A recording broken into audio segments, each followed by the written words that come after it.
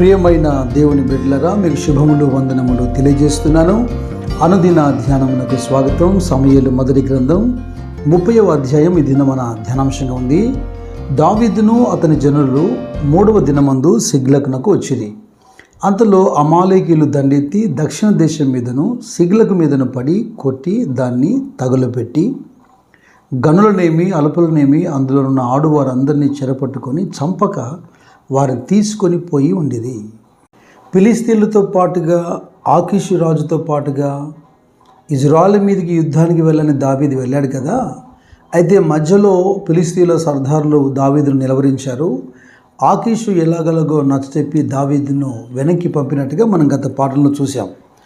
యుద్ధభూమి నుండి దావీదు వెనక్కి వచ్చేసరికి అమాలేకీయులు గతంలో 27వ అధ్యాయంలో అమాలేకీయుల మీదకి వెళ్ళి యుద్ధం చేసి వారిలో అనేకుల్ని హతమార్చాడు కనుక ఆ కోపంతో అమాలేకీయులు దండెత్తి దావీదు లేని సమయంలో సిగ్లగు పట్టణాన్ని పాడు చేశారు.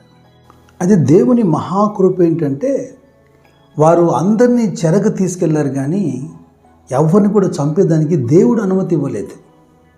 ఈ సిగ్లకు అనేటువంటి ప్రాంతము ఆకీషును దావీదు ఆశ్రయించినప్పుడు దావీదు నివసించడానికి ఆకీషు ఇచ్చినటువంటి ఆ ప్రదేశం మనకు తెలుసు.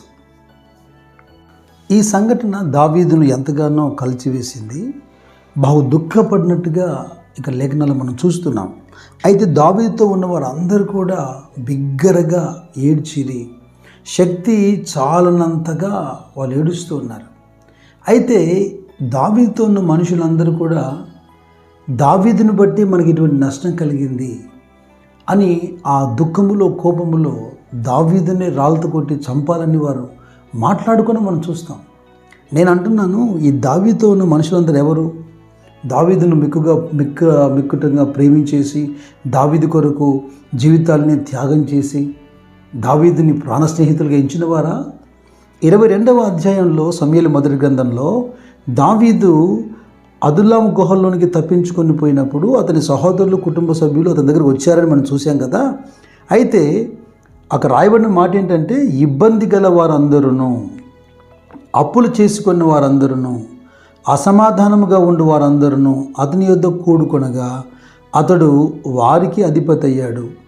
దాదాపుగా 400 మంది ఆ ప్రజలు. అంటే దావీదును అనుసరించడంలో, దావీదును వెంబడించడంలో పూర్తిగా దావీదు కొరకే వీరేదో జీవితాలు త్యాగం చేయలేదు. వారి జీవితాలు అనేక రకమైన సమస్యలు ఉన్నాయి. వాటి కారణంగా దావీదును అనుసరిస్తూ వచ్చారు. అయితే మేలు జరిగినంత వరకు దావీదు గురించి ఎటువంటి వ్యతిరేకత లేదు. కాస్త కీడు జరిగేసరికి అందరూ దావీదుకి వ్యతిరేకంగా ప్రవర్తిస్తున్నారు. మీరు బైబిల్లో గమనించండి, ఆ భక్తుల చరిత్ర చూడండి. ఒంటరిగా తాము ఫీల్ అయినట్టుగా చాలామంది జీవితాలు మనం గుర్తిస్తాం.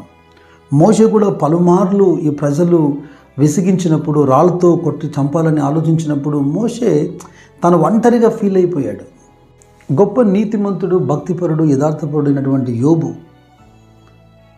పనివారు ఎందరో ఉన్నారు, సంతానం ఉంది, భార్య ఉన్నారు.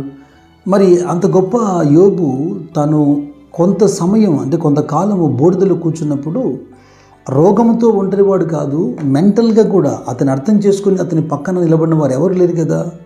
అతడు ఒంటరివాడిగా మిగిలిపోయాడని చెప్పాలి. ఇక దావీదు జీవితంలో కూడా మనం చూస్తున్నాం. మన ప్రభు అయిన యేసుక్రీస్తు కూడా గెత్సేమనే తోటలో ఒంటరిగా మిగిలిపోలేదా? ఆయనతో ఉన్న శిష్యులందరూ ఆయనలో ప్రార్థనలు ఏకీభవించారా? లేదా శత్రువు వచ్చి అతన్ని బంధించినప్పుడు ఆయనకు తోడుగా ఉన్నారా? అందరూ విడిచిపెట్టి పారిపోలేదా?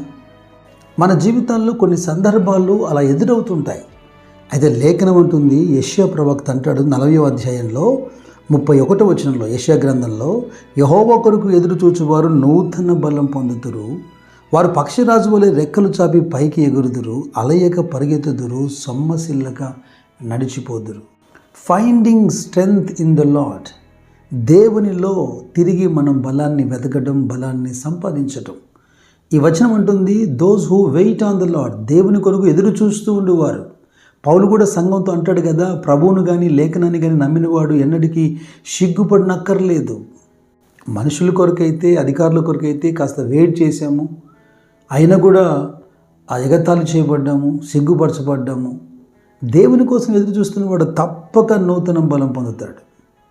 ఎందుకంటే ఆయనే వాగ్దానం ఇచ్చారు, తానే చెప్పాడు.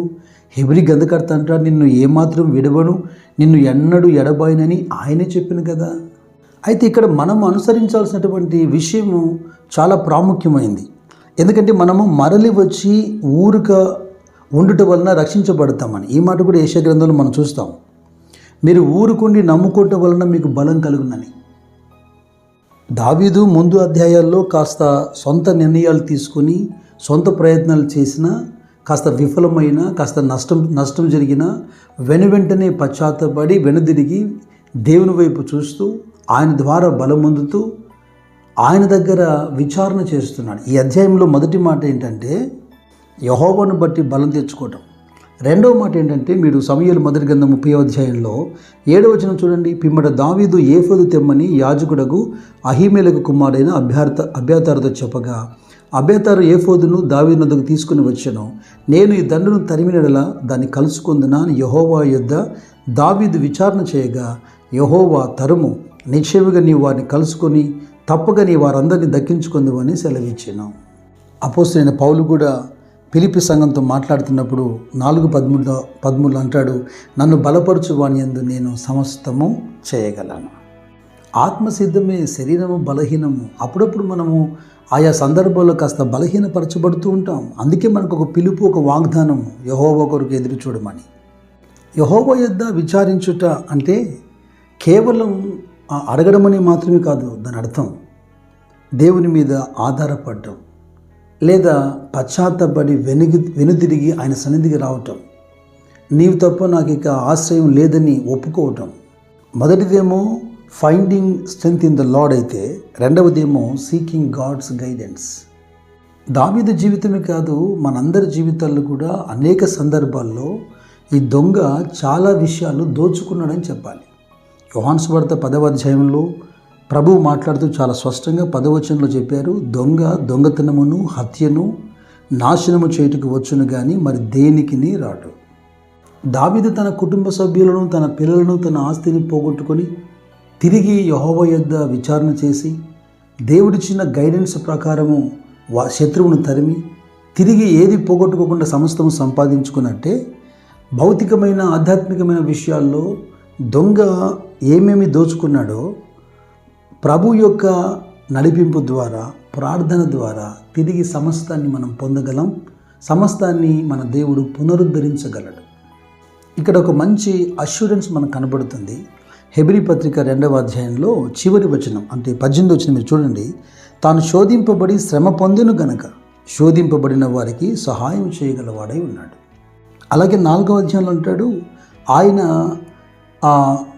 మన బలహీనతల్లో మనతో సమాన అనుభవం గలవాడు గనక, అయినను ఆయన పాపం లేకుండా సమస్తాన్ని జయించాడు గనక సమయోచితమైన కృప పొందినట్లుగా మనం కృపాసన వద్దకు చేరుద్దామంటాడు.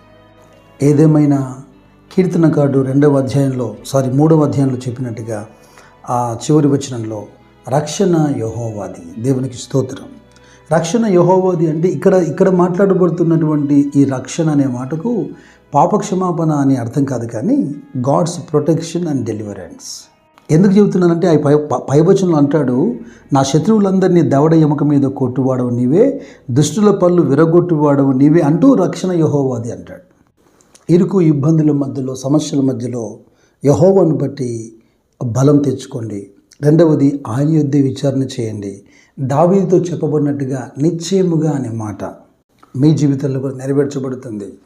కోల్పోయిన వాటన్నిటినీ నా దేవుడు తిరిగి మీ జీవితంలో సమకూర్చునుగాక.